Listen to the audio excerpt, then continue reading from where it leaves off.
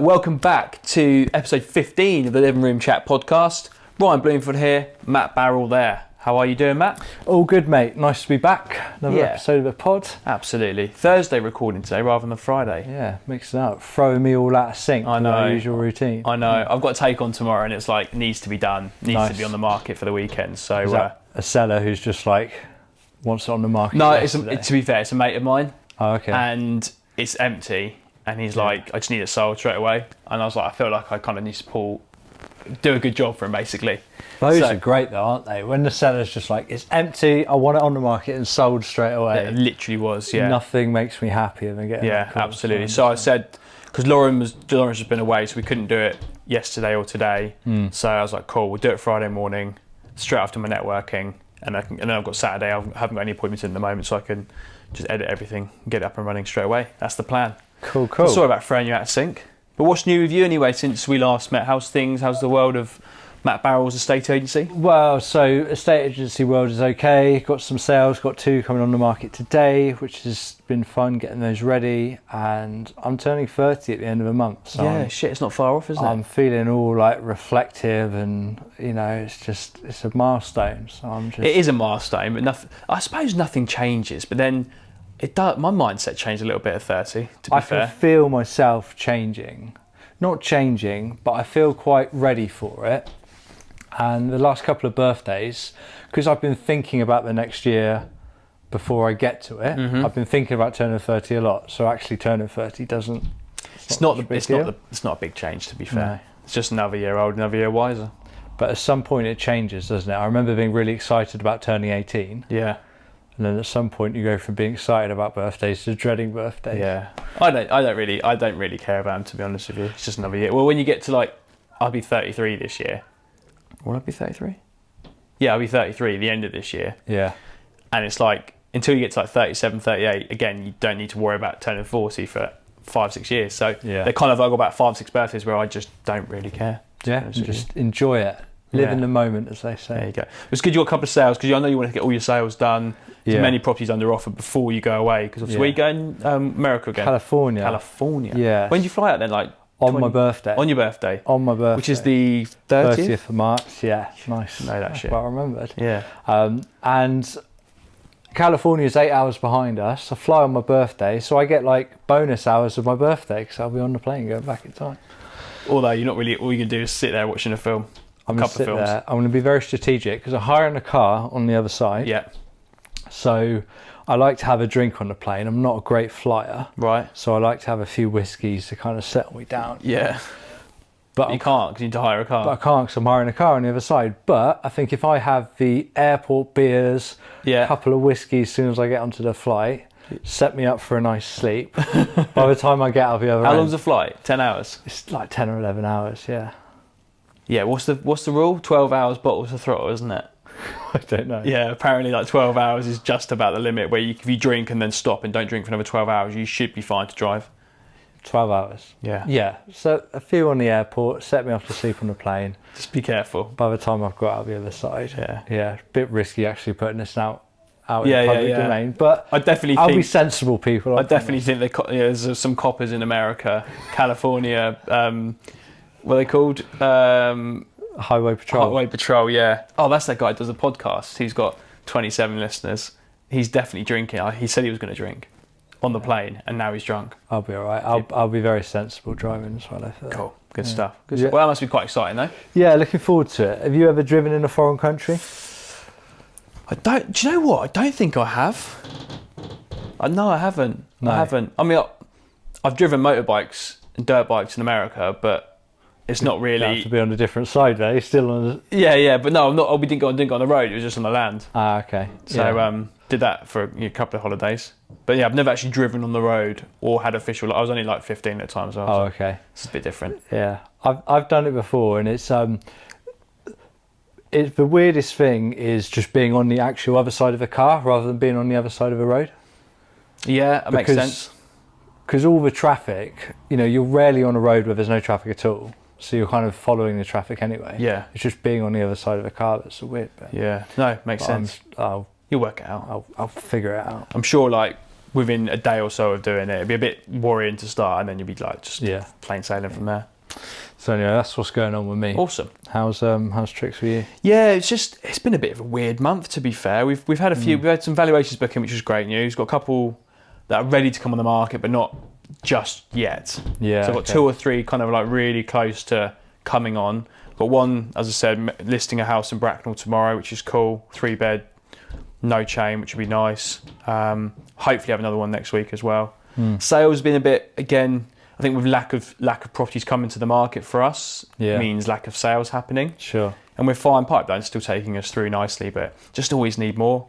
It's strange, isn't it, thinking about what's happening tomorrow and also what's going to happen in 3 or 4 months. That's with the pipeline. It's all well and good having, the money's in the bank, which is cool, rather than in the pipeline. That's cool, but the pipeline that's where you want it. But the pipeline's dropping down, and because I'm not replenishing it as quickly as I'm exchanging them, that's been, I think this year so far that we've exchanged or completed on 6 properties so far and sold 7, I think, something like that. Okay. But then I've had a couple of fall throughs. It's just not quite where it needs to be. Yeah, it's just trying to match it all up. But it's cool because obviously it's a reflective time for us, because we're coming up to a year in the business, aren't we? Yeah. And it's interesting looking back on how much we've made, or how I would say it, how little I've made compared to what I did my last year of high street estate agency. Sure. Yeah. But the bigger picture is, I look at my life now and how much more chilled I am, how much everything is just nicer. And don't get me wrong, the stresses and the ups and downs, we've talked about it a lot, they are, debilitating. When you get a bad situation and those little things just take you down to a horrible place. Yeah. But then again, will I flip it back to going back working 12-hour days, working Saturdays? Probably not, to be fair. Yeah, it's certainly for me, it's reframed the whole how I look at not only me here and now and the job I'm doing, but what job do I want to be doing in 5, 10, 20 years? Yeah, agreed. And that's the thing, like, look at what we achieved this first year from a standing start to hopefully what we do in year 2 compared to year 3. Like, it's a journey, isn't it? I think by year 3, like, we should be turning over 100 grand comfortably. Yeah. And then you're fine. Like, you don't need to worry about anything else there. And that's all I want to get to, just that stage. And now is like the hard bit, almost trying to establish yourself. And the second year, like, we've got through the first year. Ultimately, that's the key. Any new business to get through the first year, I think, is good.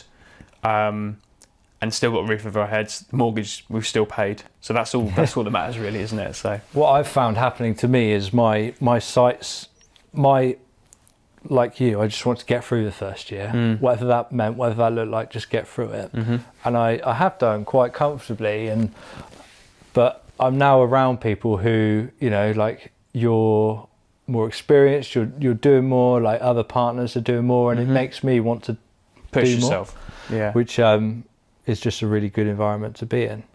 I met with my accountant the other day for my end of year accounts. He goes, "Why haven't you spent any money?" I was like, "Because I've just trying to survive my first year." We've been quite good with that as well, to be fair. Although our outgoings are quite high, we've talked about that before on the pod. But actually, money in the bank at the moment, pipeline, we've still got another sort of 4 or 5 months where we're absolutely fine. And my goal at the start of the year was always have 6 months worth of bills in the business account. So I know that it's there, the safety net's there, but you're just always constantly thinking about the next thing, aren't you? So I've found working on commission only, the months have never gone faster. No, agreed. When you're employed and you're waiting for the next paycheck, it feels like ages away. But I think the biggest thing I've learnt over this we weren't going to talk about reflection on last year, but I feel like it's just come up in conversation, isn't it? Biggest thing I've learned is those little knocks you get, like, they do massively affect me, and I just need to learn how to snap out of them quickly, which I think I've done.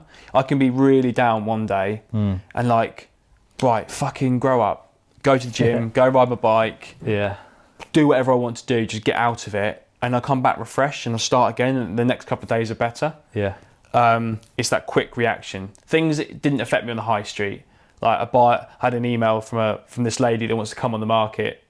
We're trying to organise photos, and she sent me an email saying, "I'll change your plan, I'll let you know when you can do photos," and that was it. And that really affected me, because instantly I thought, she's going on with another agent, or she's not going to use us.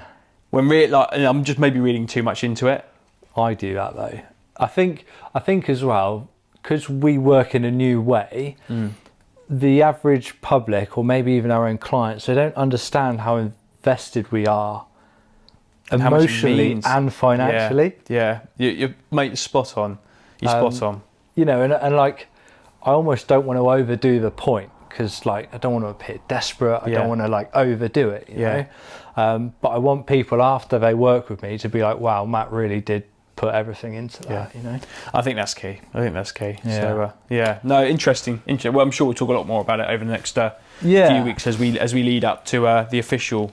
Because 30th of March is officially my 1 year. That's when I launched. Cool. When I come back, then we'll do a 1 year reflection. Reflection, analyst, what we're going to achieve in the next year. Yeah. Well, moving on, I wanted to just touch quickly on your phone conversation I couldn't help overhear a minute ago. Yeah. Now, I won't mention specifics, but it sounded like you were talking to a potential client who had an unsold house, and I heard the words, the other agents had charged under 1%. Other agents, plural. Yeah. We, I think, both quite openly say we charge more than 1%. Yeah, and proud to charge a little bit more as well.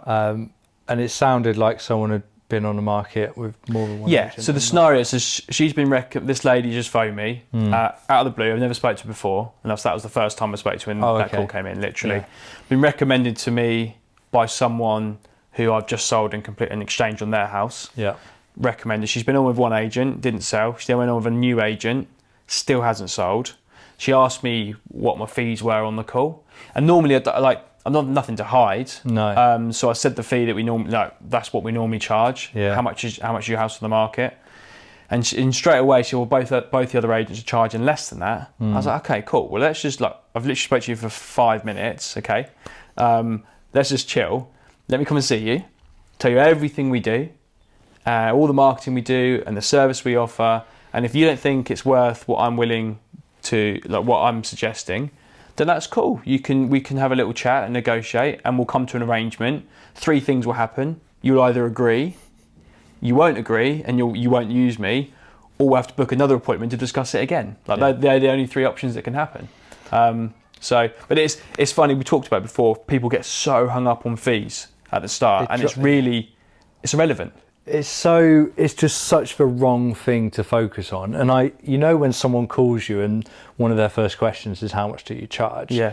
Fixating on what am I going to pay? Because people think, I'm going to sell my house, I'm going to have this pot of money, and I want to pay as little of that out as possible. And that's just not how it works at all. I often use the analogy, if you wanted to get an extension in your house and you call 3 builders and say, I want to get a double story extension in the back of my house, how much is it going to cost? And the builder one's going to go, well, obviously I need to come and work it out, what materials, what standard, what do you want, pitch roof, whatever it may be. No one's going to ever be able to say exactly how much it costs, because they've got materials, they've got time, they don't know your structure, whatever it may be. And it's exactly the same for estate agents, just you're not spending hundreds of thousands of pounds, but it's exactly the same for estate agents.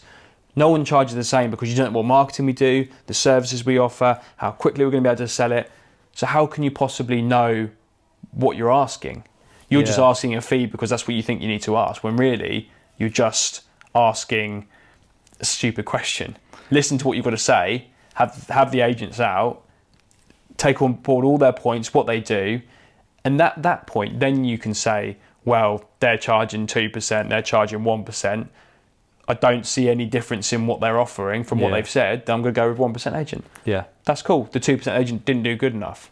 But to base your whole idea and position to extract an agent based purely on their fee is a bit stupid. Especially after having 2 failed attempts. Because I don't know the scenario of this sale or what the asking price was. But if you're not sold after being on the market with 2 agents, and you're nickeling and diming over 0.5%, if someone had offered you 0.5% off the asking price, most sellers are going to take that, aren't they? Especially being on the market. I used one of my favourite lines. You heard, didn't you? I said, well, that's cool that the other agents have charged you less than 1%, but what's the best offer they've got? Or how much did they sell your house for? Well, they haven't sold my house. Cool. So actually, they've charged you 0. So if I charge you more and get your house sold and get you moved, is that worth it? And she went, well, yeah, of course it is, but it needs to be the right price. No. Is it worth it? Yeah. Yes, it is. So you can pay them nothing to sell the house, but you can pay them 10% to sell the house. If they don't sell it, it's irrelevant. Yeah. You could pay me 1.25, 1.5, 1.75, and if I get it sold, is that a good investment? There you go. I almost think there needs to be more. The bar needs to be raised in terms of fees, so that, because I think what happens now is people call free agents out. Yeah. And there's a range from like 0.5% to 1.5%. Yeah. Whereas if there was a range from like 0.5% to 3%, the average homeowner would have to like understand a bit more of the differences. But it is difficult because obviously it's down to the person in the room, the valuer, the person who's actually selling the business, how good they are is going to determine how much they can get. Because if if they turn up late, no comparables, are there 20 minutes, just don't get on well with the client and try and charge 2%, it's never going to happen. Yeah. But at the same time, this is the problem. You've got good agents going out when they know what they're talking about and they're nice people and they generally do care and they're charging 1% including VAT. They're doing themselves a disservice. Yeah, I agree. Yeah, absolutely. But why are they doing that? Is it because they're so worried about losing the business and getting whipped by their manager? Or is that just the way they've been taught? It doesn't make sense. Doesn't make sense. It is a race. It's a race. It's been a race to the bottom for a long time. Yeah. And I was talking to another partner yesterday about this, actually, at one of our training sessions, and he was like, "It doesn't matter if you lose business because of the fee. Like, if he said he's listed a house at 800 grand at 1.5%, and the other agent was, charging 0.5% to do it. He said that's cool. If I lost it and the other agent took it, they've got to sell 3 of those houses to make the same money back that I would do to take one of them. So I can afford to lose 2, give a better service to that one customer for a better price, and they're then going to recommend me because of the amazing service I do. Yeah, 100%. And the other agent's just going to have more work for less money and going to get stressed. Yeah, What's be the running point? around. Yeah, What's absolutely, absolutely. So fees got to go up, and Yeah. and I really enjoy looking after sellers now in a way that I couldn't really do the same way before. Yeah. Like one of the sales I agreed last week, my seller needs to sell it. We got an offer, and she was like, "Yeah, just take it." Yeah. I was like, let's negotiate. Yeah, You know, yeah. we've got an offer. Chill. Let's Yeah, negotiate. Oh, I don't want to lose the offer. I was like, we're not going to lose the offer. Yeah. Worst case, we can go back to this. Yeah. Just like that, I got her an extra couple of grand. But That makes a difference.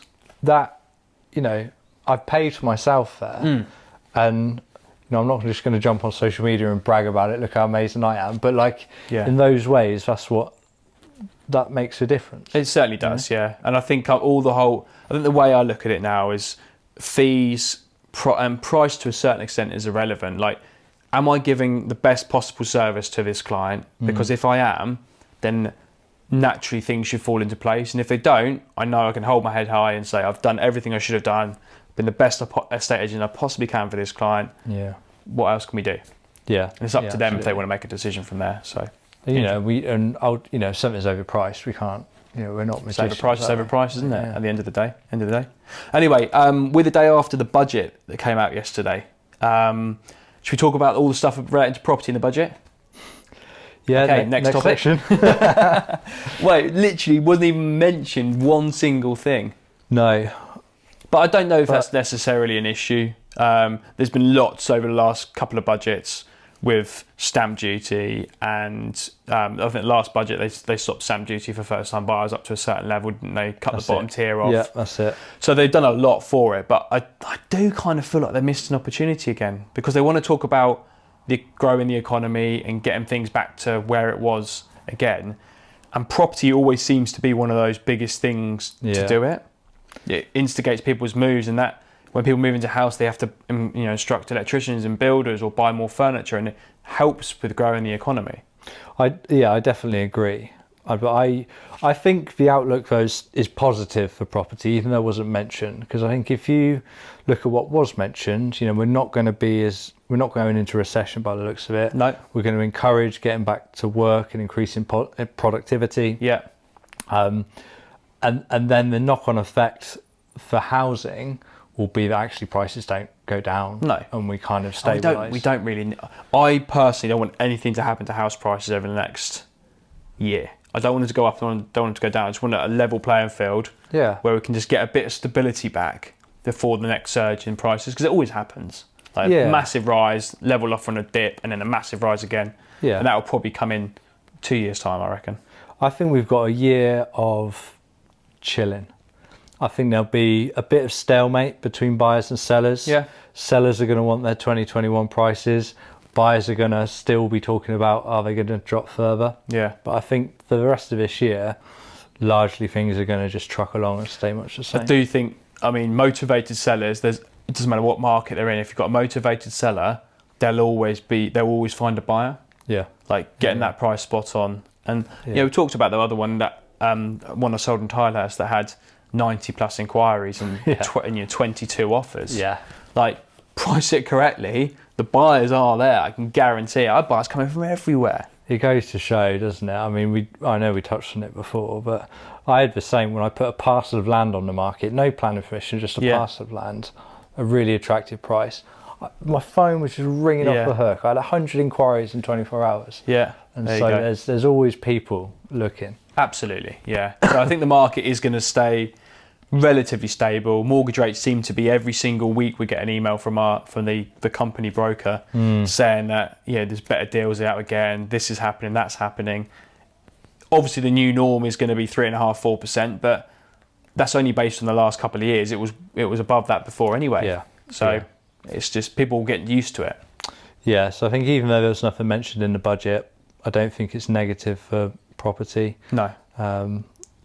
We're probably not going to get any blessings like the stamp duty holiday a few years ago. Well, that was crazy, wasn't it? Because the market was already on its way up, and then they added fuel to that already burning fire, and that's what that catalyst for those huge price rises. Yeah, it's crazy, wasn't it? And also, but the good news, though, I mean, where we're based in the southeast of England, actually, you look at the overall UK market, and it's very level, if not slightly dropping. But this is a really important thing for people to think about. When you see the headlines in the paper or read an article on Rightmove, whatever it may be, you've got to remember that is UK based. So it is, to all extents, irrelevant because you've just got to focus on your micro area. If you're looking to move and sell within Reading, just look at what's happening in Reading. If you're looking at moving from Berkshire to Surrey, just look at what's happening in Berkshire and in Surrey. It doesn't matter what's happening in Birmingham or further. I can't think of anywhere further ahead. Yeah, you know what I mean, though, don't you? Yeah, absolutely. It was like in COVID, you had Wales saw the biggest increases, London saw the biggest decreases. Yeah, totally different. No shit, because people were moving out of the city because they were working from home and they wanted to live in the country. You can see why it would happen. Yeah, so absolutely. That's probably the biggest takeaway from buyers at the moment. Don't get caught up with what you read in the papers and in the news, because it is pretty much irrelevant. Just look at your local market. 100%. One of the reasons I think Reading in particular is very, very stable is look at the rental market. Yeah. I've had a few dealings with the rental market recently, and things are just flying. Crazy, aren't they? Any property has, 10 people lining up to rent it. And I think if conditions are like that, how can prices drop? Yeah. Because if they drop a little bit, there's the investor demand to buy those up, knowing there's 10 people waiting to rent it. Yeah. It's funny with tenants, because I mean, I was only a tenant for a short space of time before I bought somewhere. Didn't get caught in that trap. Yeah. But some of those, people paying like 3-bed detached houses paying £1,750 a month on rental. Yeah. How can they possibly save enough to get a deposit to buy somewhere? They almost, people talk about getting trapped in rentals. That's the thing, isn't it? Yeah, absolutely is. And me and my brother actually bought off our landlord. Yeah. But we were paying rent and trying to save at the same time, and it's like, it's really difficult, which actually segues nicely into something I saw that one of the developers is doing, which is a scheme kind of similar to Help to Buy, but it's called Rent to Buy. Right. Okay. So the premise of it is that you pay a 1% deposit on the property. Yeah. So 300 grand property, £3,000 deposit. You exchange contracts immediately, and then you pay rent on the property. Yeah. But that rent goes towards your deposit. Okay. So it's not rent, but you are. But kind of is. You're living in the property. Yeah. And then you're paying payments towards your deposit. So let's say you're paying $12.50 a month rental. That's actually just saving into the deposit. And what the developers are taking a cut for their like costs. Yeah. So you might pay $12.50 in, but $500 towards the rent of $7.50 going in your deposit. I think it all went to the deposit. Oh, okay, that's cool. Perhaps, I imagine with a developer they inflate the price in the first place. Yeah. They got to make some money somewhere, haven't they? Yeah. But I thought it was quite an interesting scheme. Obviously, as Help to Buy is kind of being phased out, I thought, well, could something like that work? It must be something they could do like that, because it helps the developers get the properties off their books effectively. Yeah. They've got income coming in. So if they do that if they're making, let's say, £500 rent on 50 units, that's, what's that, 25 grand? I'm really shit at maths. Yeah, I can't do those quick maths. All right, they're making thousands of pounds each month just from nothing. Yeah. And at the same time, that buyer is building their deposit up. So imagine once they get to a 5 or 10% deposit, they can then apply for a mortgage and properly buy it off the... Yeah, so I think the mortgage, the affordability had to be pre-approved up front. Right. And then the contracts were exchanged. And then there was I think it was 12 or 24 months of rental payments until you had either 5 or 10% equity. I can't remember what it was. But anyway, the premise of it is you can move into a property and then pay to build up your deposit. Fine. It's a good idea. Yeah. Yeah. I think it solves the problem we were talking about being stuck in a rental trap. Yeah. I also think with a lot of new builds, people move in and then quite quickly decide it's not right. Yeah. So what happens if you move in and you've got exactly that. And I don't know about you, a lot of new builds, I always see like they're always the divorce vows, aren't they? People buy new builds, they always get divorced or leave each other. Like, been there 2 years, separating. Okay. Yeah. Like always, like not always, but it's very, very common. Yeah. And I always find as well, buyers move from new build to new build. Like, there's a certain buyer that buys a new build. Yes. Like they'll sell their house as 5 years old to buy another new build. Yeah. Do you know what I mean? It's that similar kind of profile of person, isn't it? I've never been particularly fond of new builds. Me neither. I just feel like they're obviously mostly overlooked. It was one thing which has always put me off, but more to the point that you're very susceptible to market trends. You buy an older house they've all been changed over 60, 70 years. You can extend, you can do different things. They're all a bit unique over the time. Like my house here, which was built in the 70s, is pretty much very different to next door. Yeah. We've blocked doors up, there's been extensions made, different variations, although it's from the outside exactly the same house. New builds, you just don't get that variation. No, and you generally get more land with an older house. Yeah. There's more parking with an older house. Yeah. You're quite restricted with a new build. Yeah. But then again, you get what I love and what I really... My brother's actually got one of these, but a small development. So he lives in a place called Fetcham, just outside, between Leatherhead and Cobham. Right. Quite a nice area. And there was 2 detached bungalows that were demolished, and they built 3 sets of semis, so 6 houses. Yeah. All bespoke, but obviously they all look the same, but brand new builds. Yeah. And they're just very unique. So they are new builds technically, but they're not on a massive estate. They're on a private road, which is really nice, and it's just that'd be the dream. That's the perfect sort of property. Well, those smaller developers, they care more by default, don't they, about the finished product? Yeah. Because if you've only got 6 houses to inspect, you're going to make sure they're all done properly. Yeah, absolutely. Yeah. We all know with new houses, or I thought with new houses, when you buy a new house, you move in and everything will be perfect. Yeah. No, not at all. You move in, you've got mud out the back garden because there's no lawn. Yeah, you got skirting hanging off. You got, this doesn't work, that doesn't work. This hasn't been masticed up properly. There's that guy on, I think he's on Instagram. That he does the assessments, the snagging, professional snagging, and some of the things he sees and puts on there. Oh my God, it's dreadful. And people wouldn't even know. They buy these houses, they wouldn't know. Because you buy them off plan, you get the brochure, you get the service in the sales office, and then everyone's lovely to you, and it's Some people. I remember selling a new build in Winnersh because we were working with the new build company, and I sold it from our office, and I did go down to do the purchaser visit with the. They'd already exchanged, obviously, months before. Yeah. When it was nearly ready, and they just wanted to have a look at the plot, I was like, I'll come down and meet him, no problem at all. And met them at the entrance. I was like, we just need to drive round to the property. He goes, I thought the property was there. I was like, no, that's a show home. Yours is like They're like, what do you mean it's? No. I was like, yeah, that's the show. You're not buying that house. That's the show home. Like yours is all the way over the other side of the development. Surely you know this, don't you? How could you not know that? And they were. Doesn't matter where they're from. But they were German. Right. They just didn't quite get the understanding. Oh shit. So I was like, cool. So I took him to the house, and they're like, it's north facing garden. I was like, yeah, like this is the plot you brought. This is the house. It looks the same. It's just a different part of the thing. And it was, they weren't happy. They weren't happy. And I was like, Get an cool. instruction to sell it. Yeah, no, funny enough, we did, and it all went to shit. So basically, it was sold with 2 parking spaces at the front. Right. It's in Hatchwood Mill, which is in Winnersh. Yeah. And there's a whole road there where the two parking spaces at the front are actually legally attached to the property. Your title starts at the front door, and all of it's owned by the development.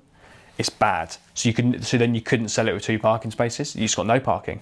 Unofficially, people park there. That's your spaces. No one else can park there. Anyone can park there anytime. And that's a problem in new builds. There's so many dodgy things that happen. So yeah, it's funny. And you know those unofficial kind of arrangements, which exist everywhere you look. Yeah. But when it comes time to sell, it's such a nervous moment, isn't it? Where absolutely. You know, I've got a property at the moment with a shared driveway. Yeah. And in practice, you know, both neighbours are very friendly and amenable. But what happens when another neighbour moves in? All of a sudden, you put that situation under a microscope, and immediately you kind of go to the worst case scenario. There we go. Interesting. Cool. Yeah. So anyway, that's about half an hour, is it? Yeah. That's good. We covered a few bits off there. Bit of agency chat. Bit of agency chat, indeed. I think what we need to do is we need to get a few questions in from people. And just sort of take, because I think the route we want to go, obviously, with the podcast is be more estate agency minded, because that's obviously what we do, adding our personalities in. I think we should get a couple of segments though, maybe still been what you've been watching, because I always used to love to do that. I've started while we're chatting. Enough. Yeah. I started watching it. You know, like I told you about Drive to Survive, the Formula 1 thing. Oh yeah. They do one for golf. It's called Full Swing. I don't like golf, and my mate said watch it. I was like, okay, I will. Started watching last night. I watched 4 hours in a row. It's brilliant. Again, it's Netflix. Yeah, exactly the same. Goes back behind the background of the golfers. These guys, they live like the life, man. Yeah, I can. There's one guy. He was world number 1 for a few years. Last year. Scheffler, I think his surname is. Scheffel.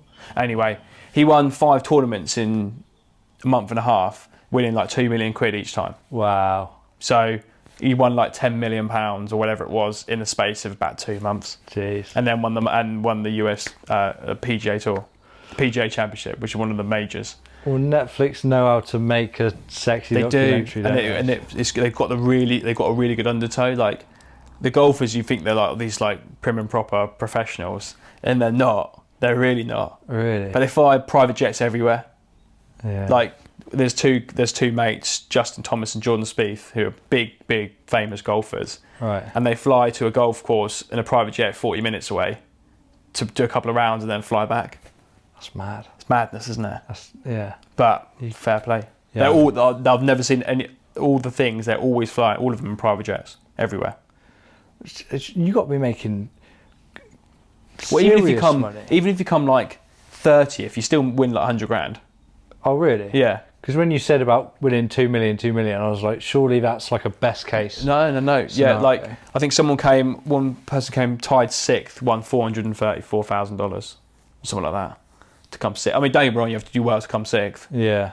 And it's a long, and obviously they got to pay their, I imagine, entrance fees, caddies, all the people behind the scenes, nutritionists, gym people. What am I trying to say? Gym people, personal trainers. That's what I was after. So I imagine they would spend a lot of money out of it. They haven't really touched on that, but even so, there's they made a really good point. Someone could be, have loads and loads of top 10 finishes, make £50 million over their career, and won't be remembered because they didn't win a major. Right. Yeah. So, I'll happily take a load of top 10s and 50 million quid. I'm happy with that. Well, the only golfer I know is Tiger Woods, but then he's mental. But then that's mega money. He is. That's less because of his golf. Well, I know a few now. Profile. I knew a few anyway because I watched the Open Championship last year because it was Rory McIlroy and there's another guy with a really shit haircut and a shit beard. Don't know his name. and they were like fighting it out for the end. Right. Yeah. Anyway, boring stuff. That's a good thing to watch though. Worth a little watch. I'll put it on the list, and download it all for your flight over to California. I could do actually a perfect time to watch it. Although you wouldn't be able to sleep off your alcohol though. Yeah, we'll see. Cool. See. Anyway, let's come back next week. Yeah. Thanks everyone for watching. Find us on social medias linked below. We'll see you again next week. Cheers guys. See you soon.